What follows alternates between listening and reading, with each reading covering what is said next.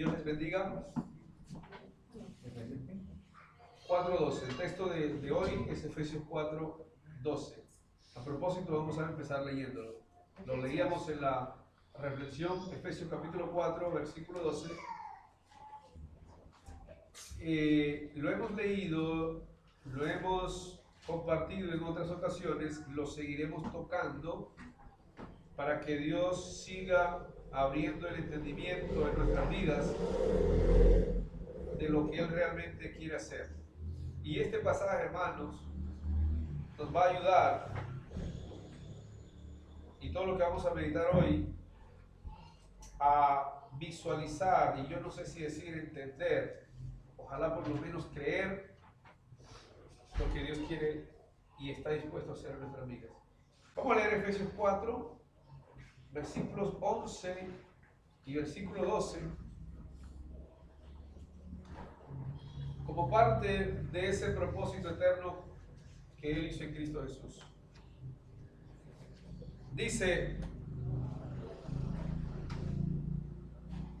y Él mismo constituyó a unos apóstoles, a otros profetas, a otros evangelistas, a otros pastores y maestros. ¿Con qué propósito los estableció? Dice el versículo 12: a fin de perfeccionar a los santos para la obra del ministerio, para la edificación del cuerpo de Cristo. Lo primero, hermanos, que vamos a tratar de meditar es con qué propósito Dios en Cristo Jesús nos llamó y nos trajo a su reino. ¿Sí? Es muy posible, quisiera estar equivocado, es muy posible que nosotros hasta el sol de hoy no sepamos a quién nos llamó Él. ¿Qué hacemos en la iglesia? ¿Cuál es la obra de Cristo, de su Espíritu, de su palabra y de su amor en nuestras vidas? ¿Por qué lo digo, hermanos? Porque quizá muchos de nosotros hemos medio abrazado la idea de un cristianismo con la posible facultad de ubicarnos donde nos sintamos bien o donde alguien nos metió sin nosotros estar convencidos de qué era lo que estamos haciendo.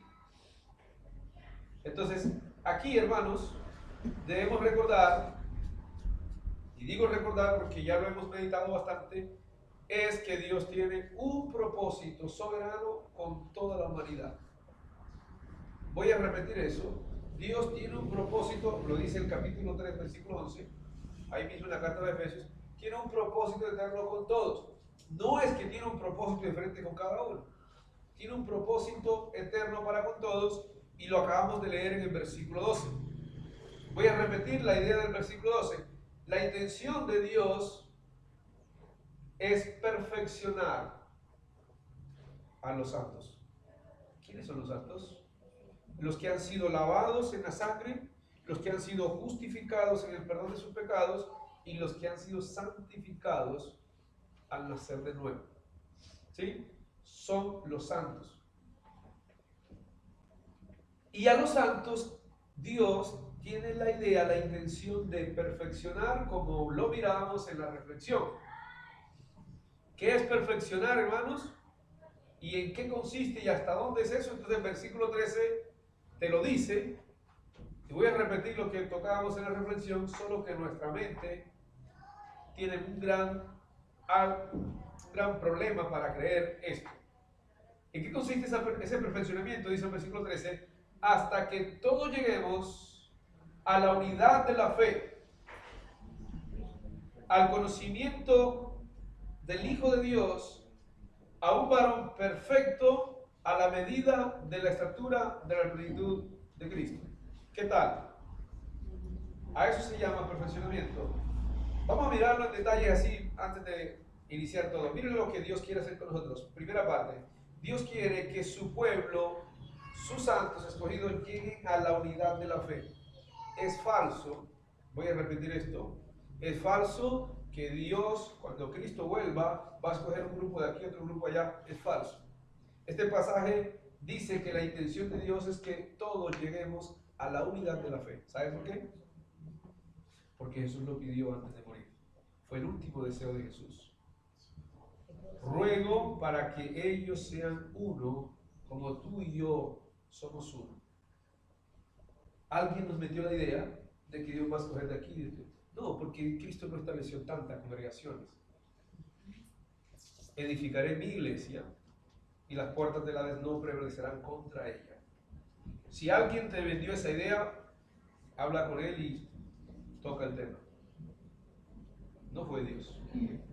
Primer detalle, entonces, el perfeccionamiento de todos los santos va a terminar el día en que todos lleguemos a la unidad de la fe. Claro está, esto es para los que quieren, esto es voluntario. Segundo aspecto, ¿cómo dice el versículo 13? Del conocimiento del Hijo de Dios. Usted y yo estamos llamados en el propósito eterno de Dios a conocer a Cristo Jesús en todas sus virtudes. Usted no puede, por allá dice el apóstol Pedro, en 1 Pedro capítulo 2, a partir del versículo 9, para que anunciéis las virtudes de aquel que os llamó. ¿Sí lo han leído, verdad? Yo no puedo anunciar las virtudes de alguien que no conozco. Tengo que conocer, y conocer, hermano, conocer es tener una intimidad con Él. Y que en esa intimidad, como lo va a terminar diciendo el versículo, Cristo se forme en mi vida. ¿Cómo dice ahí? Dice, y del conocimiento del Hijo de Dios a un varón perfecto. Entonces yo debo conocer, Dios quiere que conozca la perfección de Cristo para que la perfección de Él se forme en mi vida. Hasta que yo llegue a la estatura de la plenitud de Cristo. No está hablando en el aspecto divino. Está hablando de sus virtudes, de las cuales habla esta carta y todas las cartas del Nuevo Testamento. Entonces vamos a repetir vamos a volver a tocar lo que dice el versículo 12. Cristo, Dios en Cristo quiere perfeccionar. La razón por la cual Él te tiene en su iglesia y te ha dado lo que vamos a mirar ahora más adelante, es porque Él te quiere perfeccionar, llevarte a un nivel total. ¿Sabe por qué? Porque el día que Dios creó a Adán, lo creó en un estado perfecto. Y el día que tú naciste, también naciste en un estado perfecto, espiritualmente hablando. El pecado dañó todo lo que hoy día manifiesta tu carácter. ¿Sí?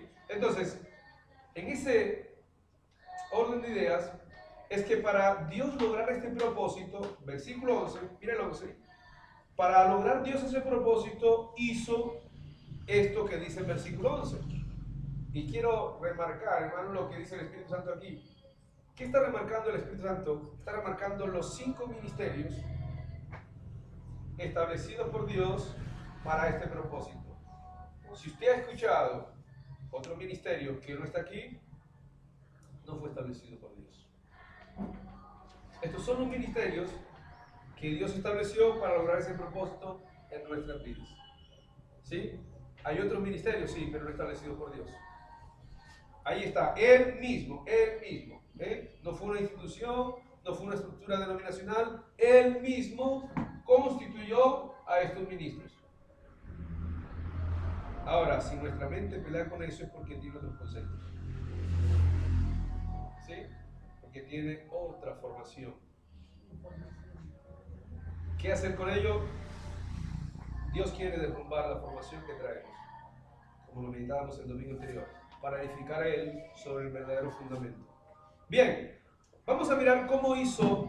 Lo que vamos a mirar hoy, hermanos, en cuanto al perfeccionamiento de los santos, es lo que Jesús hizo para llevarnos a ese nivel. Y algunos de los aspectos que vamos a tocar son repetidos ya.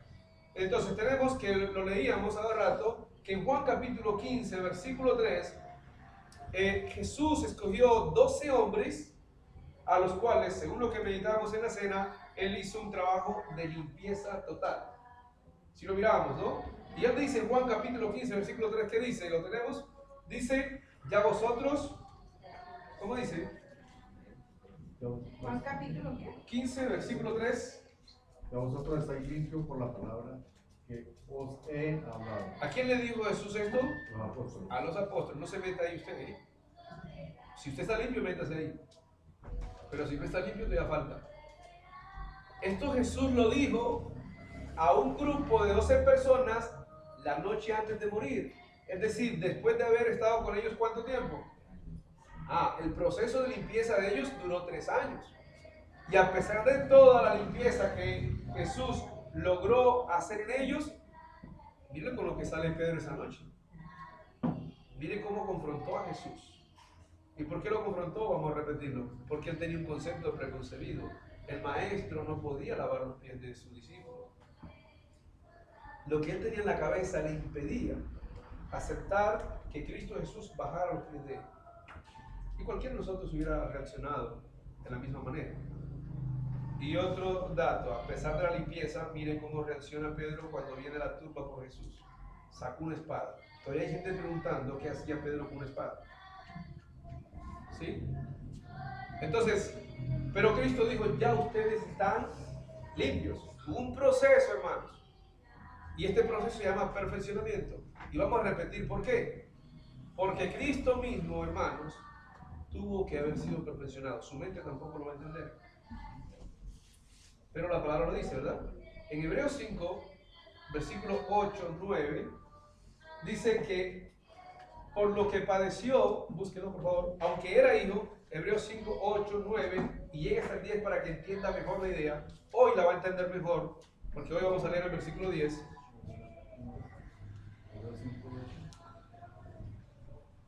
¿Hebreos 5 qué? 8 al 10. No, 5, 8 al 10. Hebreos capítulo 5, el versículo 8 hasta el versículo 10. Entonces dice, por lo que padeció, y aunque era hijo, por lo que padeció aprendió la obediencia. ¿Estamos? Versículo 9, y habiendo sido perfeccionado. ¿Usted puede entender esto que Cristo tuvo que ser perfeccionado? Si no lo entiende, no se preocupe, créalo, por lo menos. Y habiendo sido perfeccionado, vino a ser autor de eterna salvación. ¿Para quién? Para todos los que le obedecen. ¿Eh? Hay que obedecerle. Pero mire el 10, hermano. Aquí está la parte grandiosa de todo. Por haber sido perfeccionado en obediencia, fue declarado ¿qué? Su ministerio de sumo sacerdote pasó por el proceso de perfeccionamiento. ¿Lo está entendiendo? ¿Y los ministerios de hoy? ¿Pasaron por allí? Nosotros no sabemos. Dios en Cristo Jesús lo declara sumo sacerdote después de haberlo perfeccionado en la obediencia. Y vamos a repetir por qué. Recordemos, hermanos, que él en el cielo no obedecía, ya era el soberano. Cuando baja acá a la tierra, tiene que obedecer a un hombre que no era su papá, José. Tiene que obedecer las leyes terrenales. Tiene que obedecer la ley de Moisés. Tuvo que perfeccionarse en todo eso, no era fácil. Humillarse, y mire cómo termina su vida lavando los pies de los discípulos la noche antes. Y en la cruz, porque la palabra dice que fue obediente ¿hasta dónde? Hasta la muerte de cruz. Y en la cruz podemos notar la grandeza de su obediencia cuando dijo, todo ha sido cumplido. Hasta ese instante, cuando él vio que todo había sido cumplido, entonces pudo decir, Padre, en tus manos encomiendo mi espíritu. Porque había terminado la obediencia hasta ese instante, en todos los aspectos. Entonces, volvamos al detalle que estamos mirando. ¿Qué hizo él con los apóstoles? Los limpió, hermanos, durante los 3 años. En Hechos 4:13, aunque la frase no está tal cual como es, pero da la idea, nos da a entender esa idea de que ocurrió esto en la vida de ellos. En Hechos 4:13, cuando Pedro y Juan son llevados al concilio ante los sumos sacerdotes, ante los gobernadores, ante toda la cúpula político, militar y religiosa, las autoridades notaron algo cuando Pedro habló. ¿Qué dice Hechos 4:13? Entonces viendo él de nuevo. El de nuevo. el denuedo de Pedro y de Juan, y sabiendo que eran hombres sin letras y del vulgo, se maravillaban y le reconocían que habían estado con Jesús. ¿Qué hizo Jesús con ellos entonces? Los llenó de Conocimientos. él. La imagen de Cristo. Donde ellos iban, la gente reconocía que habían andado con él. La imagen de Cristo. Analicen, hermano, el punto que estamos tratando de meditar es ¿qué hizo Cristo para hoy día pedirnos a nosotros que seamos perfeccionados? Eso es lo que estamos analizando.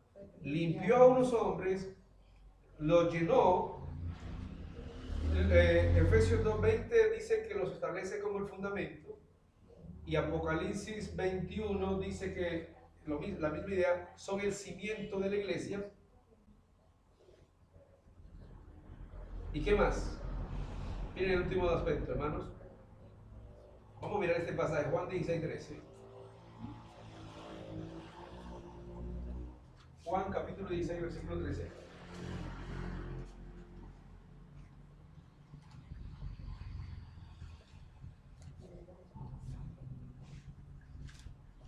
También en conversación con los apóstoles, Jesús les dice esto a ellos. ¿Qué iba a ocurrir en la vida y en el ministerio de ellos? ¿Qué dice?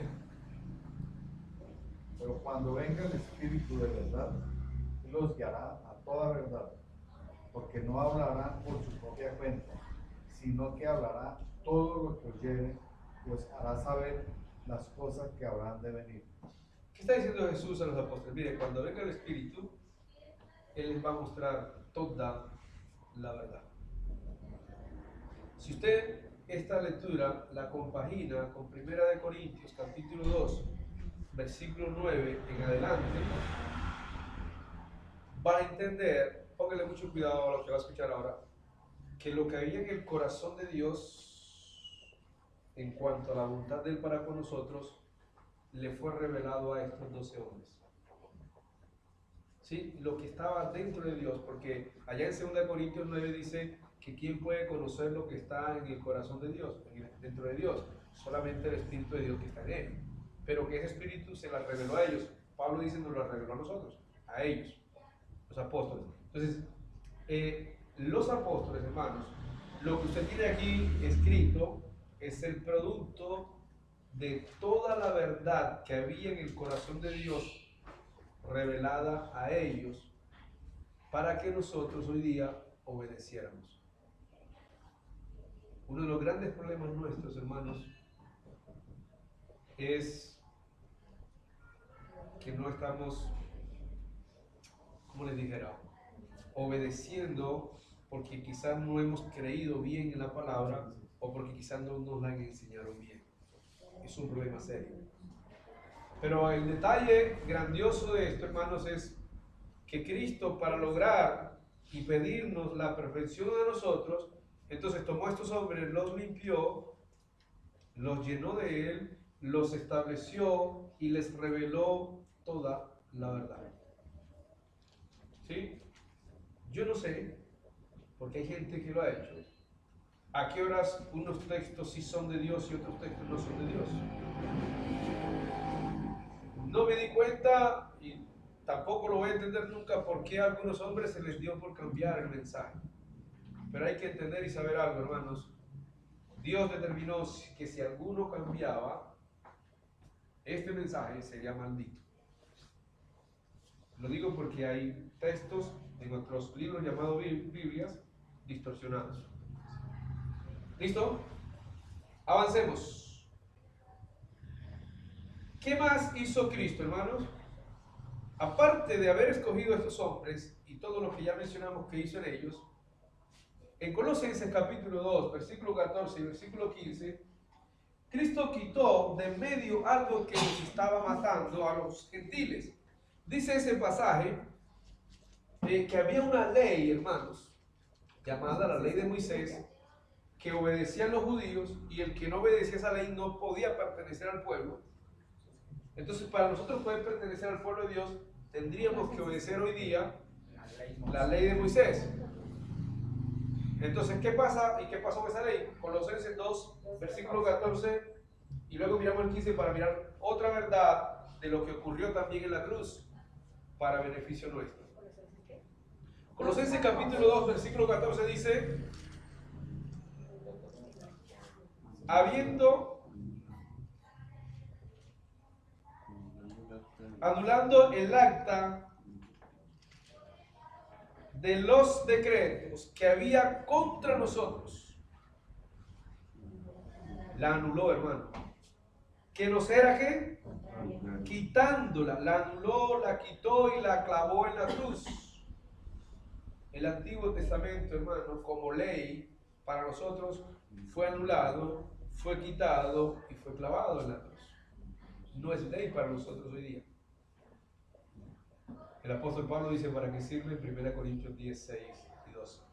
Sirve para ejemplo, o como ejemplo de nosotros, para que no hagamos lo mismo que yo hiciera. Pero no es ley para nosotros. ¿Okay? No es ley. La ley nuestra es la de Cristo.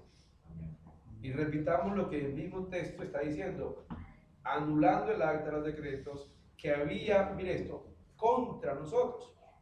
¿Y sabe por qué en contra? Puedo mencionarle dos aspectos nomás. Voy a mencionar uno. Si estuviéramos bajo esa ley, hermano, nos tocaría ir cada año a Jerusalén. ¿Sí? Y si a veces aquí no llegamos. Sigamos. No. Llega tarde, si uno pone. Esto se predica otra vez, y es cierto, que es que el diablo tiene un acta de todos nuestros pecados y nos tiene condenados. Que esa es el acta que se clava en la cruz. Eso es lo que se está predicando para su ley.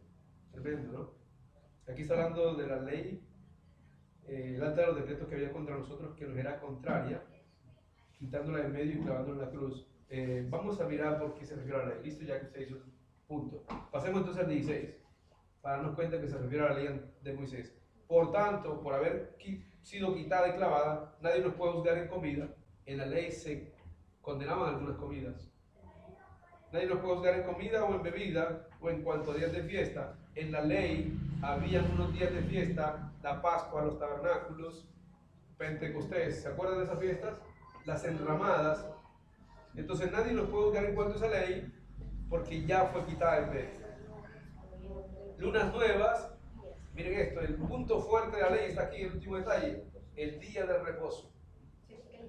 Nadie nos puede juzgar en cuanto a eso, porque ya fue quitada, clavada y anulada, en el orden que sea. ¿Listo? Ahora miren el 17, le da más fuerza. Todo lo cual, hablando del Antiguo Testamento, hablando de la ley, todo lo cual es que sombra. No es el acta de los pecados que era sombra, ¿no? De lo que había de venir, no. Era la ley de Moisés lo que era sombra de lo que había de venir en el cuerpo de Cristo. ¿Y cómo sabemos, hermanos, que está hablando directamente de la ley de Moisés? Por la pregunta y el punto que está tocando el hermano, vamos a compaginar esto con Hebreos 10.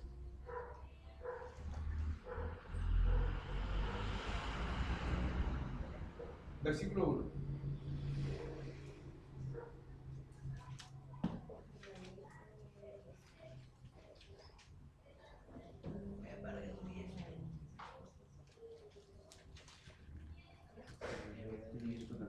Tenemos el versículo 1 del Hebreos 10. Hebreos capítulo 10, versículo 1.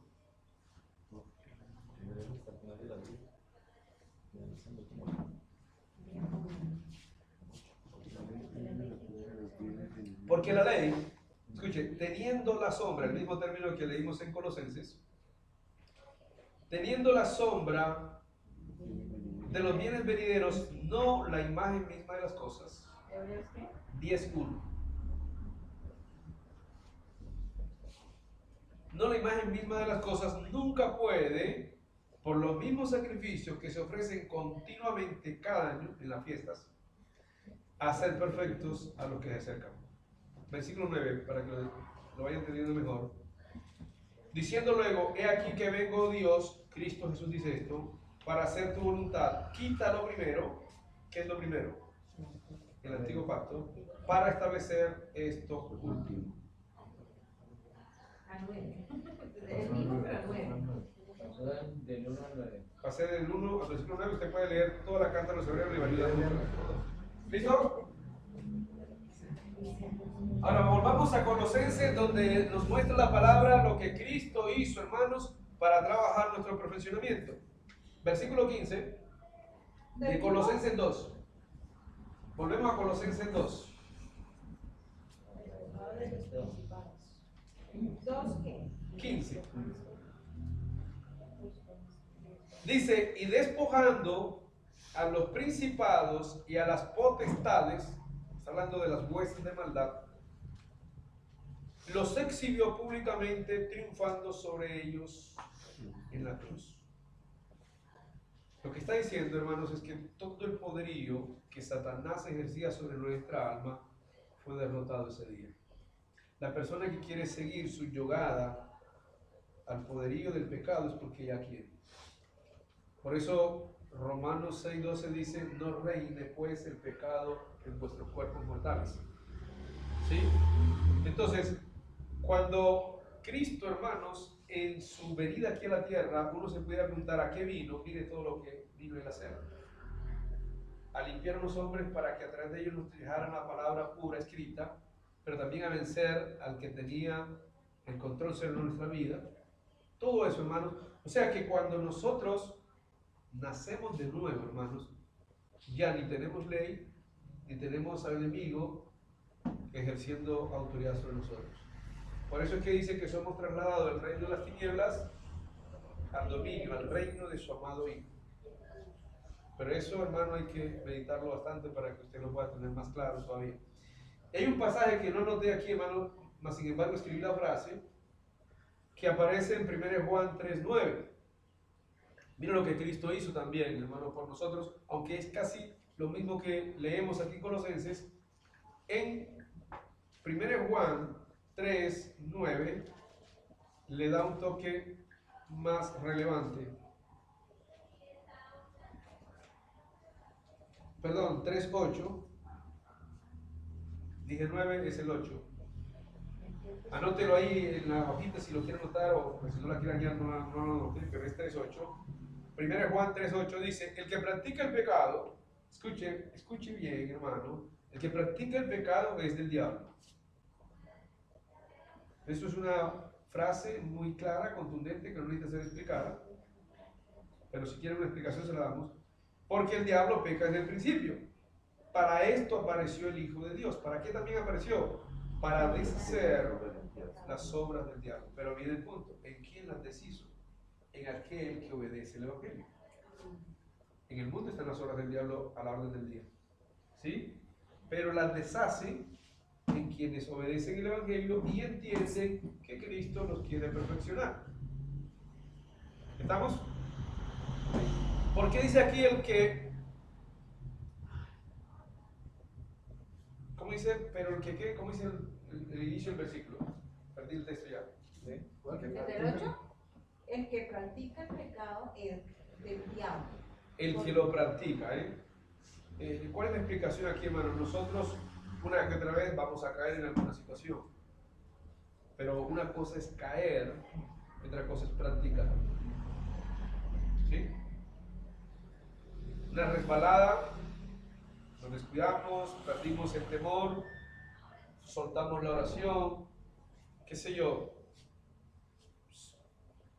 se puede tener. Pero vuelvo a repetir, como nosotros quizás no hemos sido tan enseñados en esto, nos cuesta trabajo entenderlo y creerlo. El detalle es que Dios ha hecho una obra en nosotros que nos capacita para no practicar el pecado.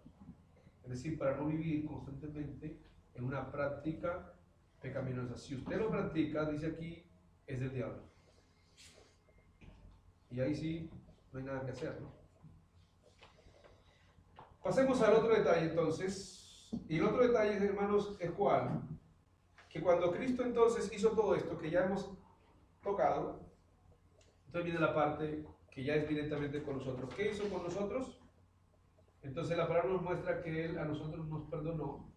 Todo eso está en Efesios 1, a partir del 6, hasta el final, hasta el 13. Él nos perdonó, nos redimió, nos abrió el sentido de la sabiduría y de la inteligencia. Ahí en Efesios 1, en el versículo 8 lo dice.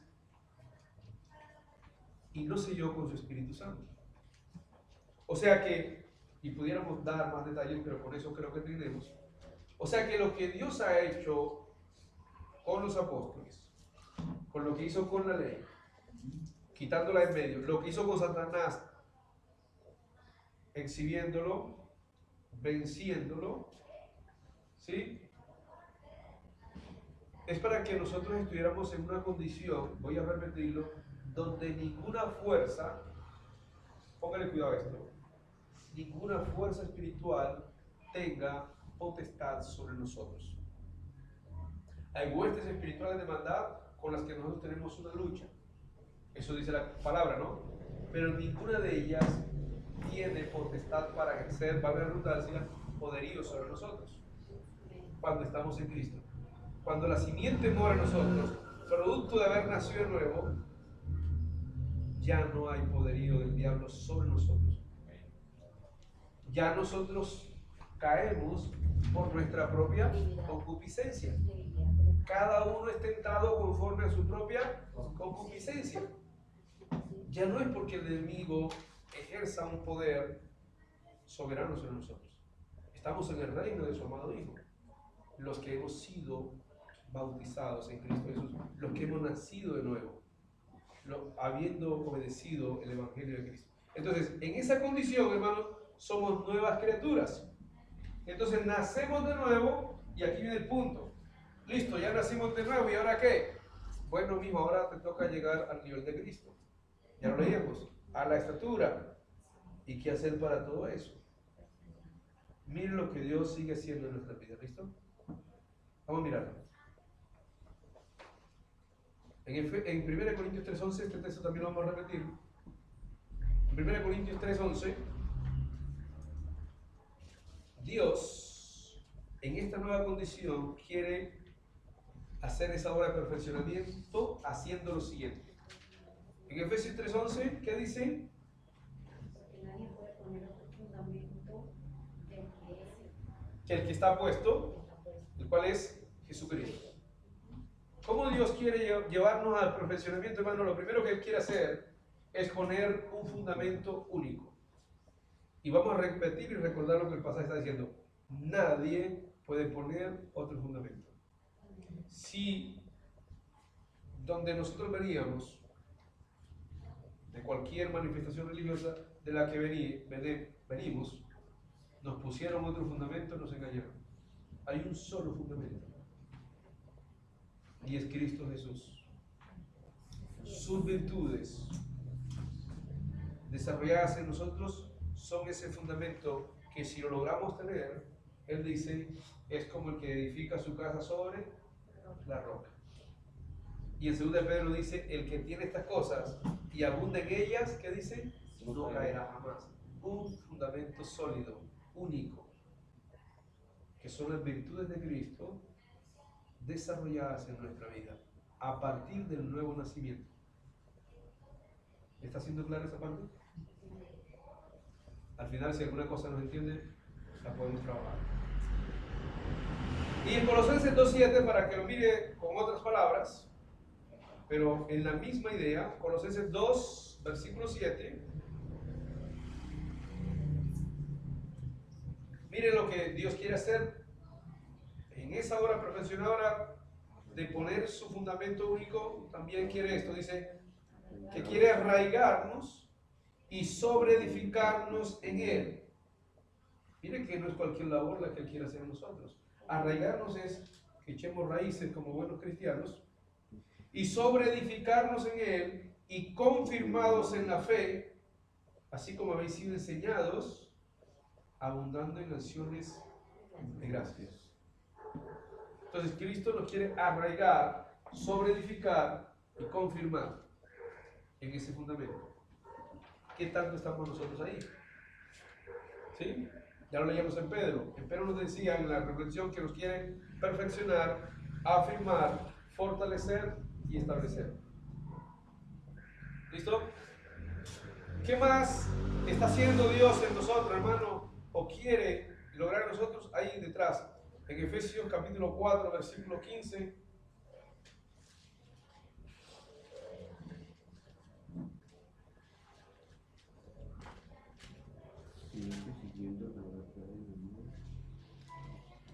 Ajá, sí, hermano Wilson. Sino que siguiendo la verdad en amor, crezcamos en todo en aquel que es la cabeza, esto es Cristo. Quiere ayudarnos a crecer, pero en Cristo. Es decir, vamos a repetir que todo el caudal de las virtudes de Cristo se vayan creciendo, vayan desarrollándose en nosotros. Que la gente pueda ver algo de mansedumbre, algo de misericordia, algo de humildad a medida que va creciendo eso. ¿Sí? Ahora, si no hemos empezado todavía, tenemos que empezar. Porque la meta es llegar allá. ¿Qué más ha querido hacer Dios con nosotros? Ahí también en Efesios 3, versículo 16. La labor de perfeccionamiento, hermano, se hace fortaleciéndome con poder. Versículo 16. En mi vida interior. Mira, hermano, este versículo 16, de fortalecernos con poder en el hombre interior por el Espíritu, no es sino la sencilla razón de lo siguiente. Efesios 3:16. ¿Efesios qué? 3:16. Ah, 3:16.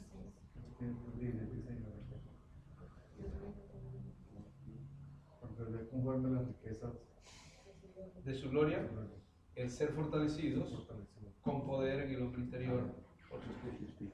Él nos quiere, o sea, la obra de perfeccionamiento, vamos a repetir. La obra de perfeccionamiento se hace poniendo un fundamento único. Primero. Segundo, se hace con la ayuda de Dios a crecer, pero ese crecimiento se da ahí si nosotros tenemos amor por la verdad. Me estaba saltando esa parte. Si usted tiene amor por la verdad, va a crecer. Y si sigue la verdad en amor. Tercero, Dios quiere fortalecerlo. ¿Sabe por qué? Porque aunque Satanás no ejerza dominio sobre usted, sí va a usarlo. Y no solamente va por ti, va por tu familia. Va por todos. ¿Sí? ¿Qué es eso de fortalecernos, hermano, con poder? Vamos a relacionarlo con Isaías 40, versículo 28 al 31.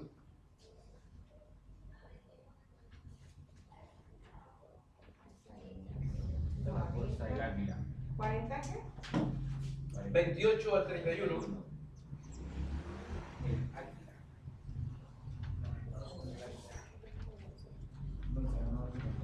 ¿Qué dice el Señor en esta palabra?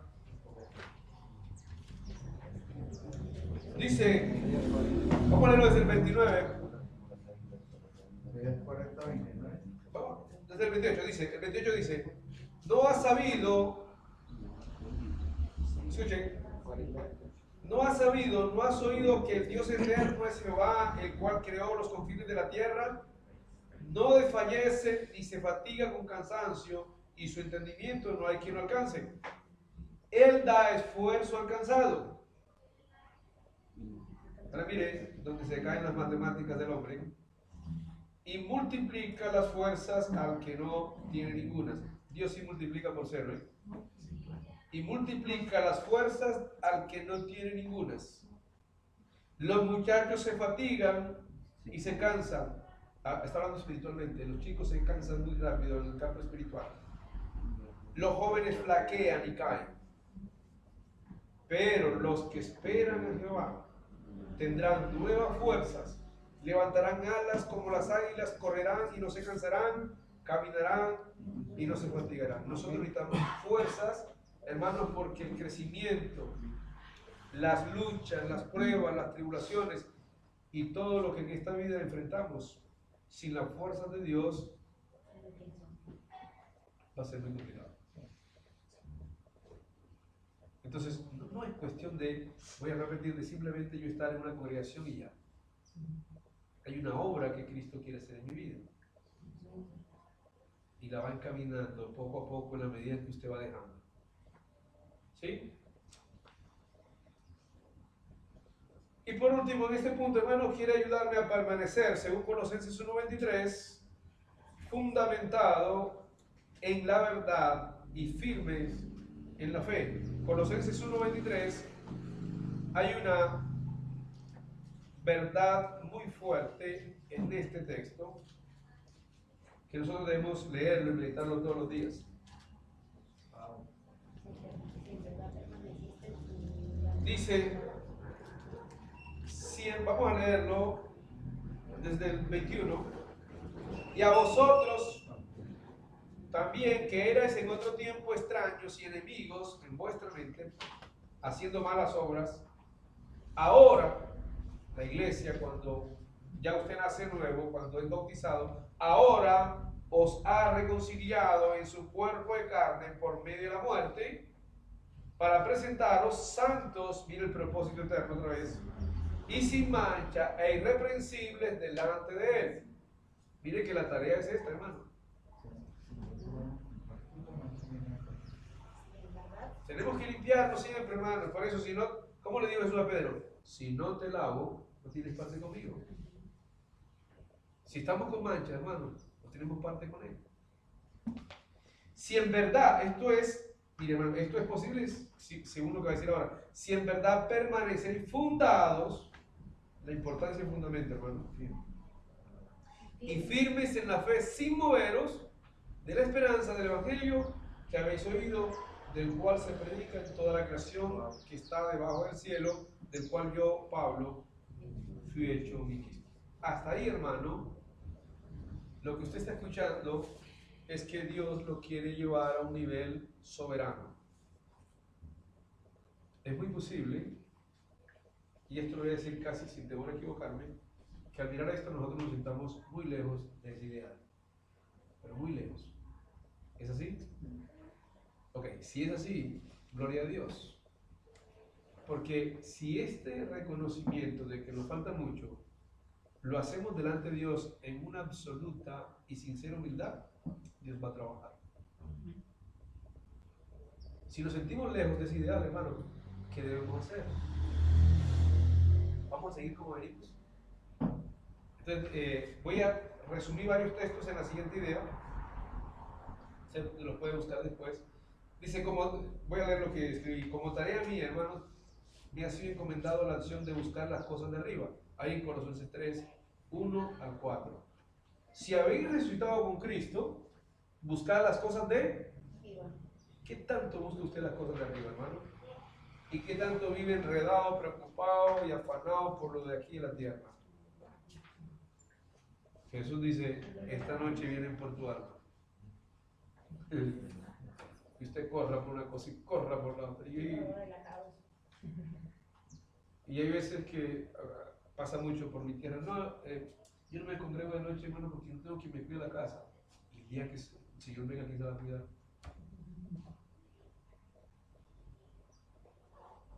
Por lo cual, hermanos, debemos permanecer, perseverar, poner toda diligencia. Usted busque los textos que se le vengan a la mente si los tiene. Poner toda diligencia, aprovechar bien el tiempo. Y mire esto último que escribí con texto propio. En lo que requiere diligencia, hermano, no perezosos. ¿Cuántas cosas que necesitamos en nuestra vida espiritual requieren diligencia? No perezosos, sino que allá mismo dice el texto de Romanos 12:11, dice fervientes. Léanlo, por favor, que no lo sabemos de memoria. Romanos 12, versículo 11.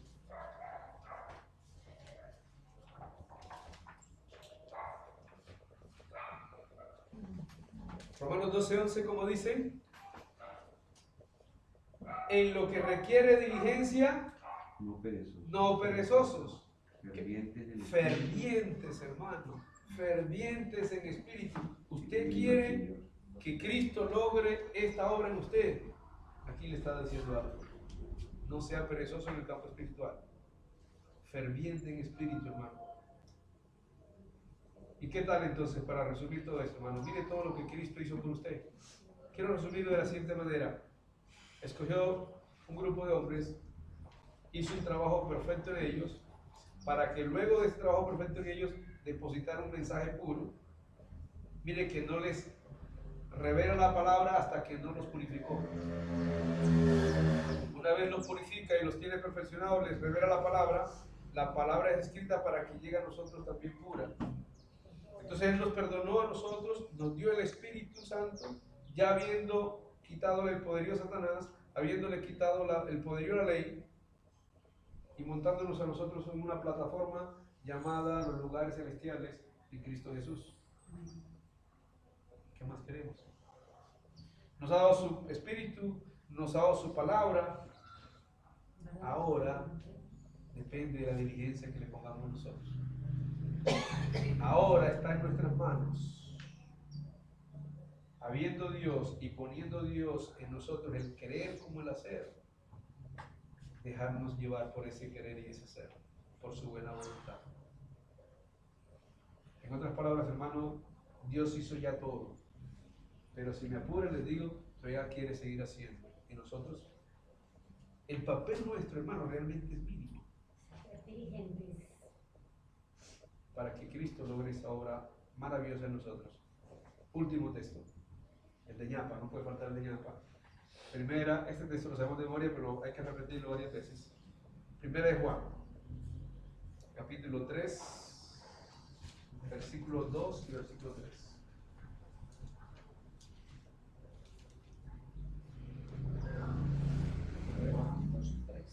Primera de Juan, capítulo 3, versículos 2 y 3. Este es el trabajo que Dios quiere hacer, repito, por medio de sus ministros establecidos por la obra de su Espíritu, por el poder de su palabra. Mire cómo dice: amados, Ahora somos 1 Juan 3, versículo 2 y versículo 3. ¿Cómo dice?